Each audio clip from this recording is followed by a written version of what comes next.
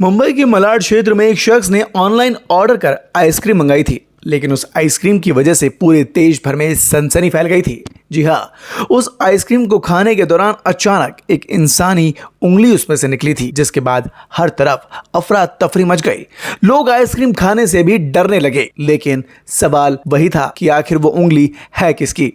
ऐसे में आइसक्रीम खाने वाले ने तुरंत थाने में पहुंचकर इस मामले की शिकायत दर्ज कराई और इसके बाद उंगली कहां से आई, कैसे आई, इसकी जांच हुई तो हैरान कर देने वाला खुलासा सामने आया। पुलिस द्वारा इस मामले की जांच कराई गई तो ये उंगली किसी इंसान की ही निकली। हैरानी की बात तो यह है कि डीएनए टेस्ट कराया गया तो वो उंगली आइसक्रीम फैक्ट्री के ही एक कर्मचारी की निकली। यह आइसक्रीम मलाड के आरएलएम निवासी डॉक्टर ब्रैंडन फेराओ की आइसक्रीम से निकली थी और आपको बता दें कि उन्होंने ऑनलाइन आइसक्रीम के 3 कोन ऑर्डर किए थे, जिनमें से एक आइसक्रीम में से उंगली का टुकड़ा निकला था। आइसक्रीम में निकली इंसान की उंगली इंदापुर आइसक्रीम फैक्ट्री के ही एक कर्मचारी की निकली। फॉरेंसिक लैब द्वारा की गई जांच में उंगली का डीएनए फैक्ट्री के एक कर्मचारी के डीएनए से मैच हो गया। बताया गया कि जब वो आइसक्रीम फैक्ट्री के अंदर आइसक्रीम भर रहा था, तभी उसकी उंगली का हिस्सा कट गया। वो हिस्सा आइसक्रीम के अंदर पहुंच गया। वहीं आइसक्रीम मलाड के एक डॉक्टर द्वारा ऑर्डर करने पर उनके यहाँ पहुंचा दी गई और आइसक्रीम खाते वक्त वो निकलकर सामने आई। आपको ये भी बता दें कि डॉक्टर द्वारा मोबाइल ऐप के माध्यम से यम्मो कंपनी की आइसक्रीम मंगवाई थी, जिसमें बटर स्कॉच आइसक्रीम में इंसानी उंगली निकलने से हड़कंप मच गया था। पहले तो डॉक्टर समझ नहीं पाए, लेकिन जब ध्यान से देखा गया तो उनके भी होश उड़ गए। इस घटना ने पूरे देश के अंदर तहलका मचा दिया था। लोग आइसक्रीम खाने से भी डरने लगे थे। यहाँ सवाल एक ये भी है कि आइसक्रीम जैसे प्रोडक्ट को बनाते समय किस तरह से लापरवाही बरती गई और उस लापरवाही का हर्जाना ये रहा कि ये कर्मचारी की उंगली कटकर आइसक्रीम में मिल गई और ना ही वो किसी ने नोटिस किया और वही आइसक्रीम कस्टमर्स तक भी पहुंच गई, जिससे कस्टमर्स के बीच तहलका मच गया। तो इस खबर पर आप भी अपनी राय कमेंट कर जरूर बताएं और देखते रहें द भारत नाउ।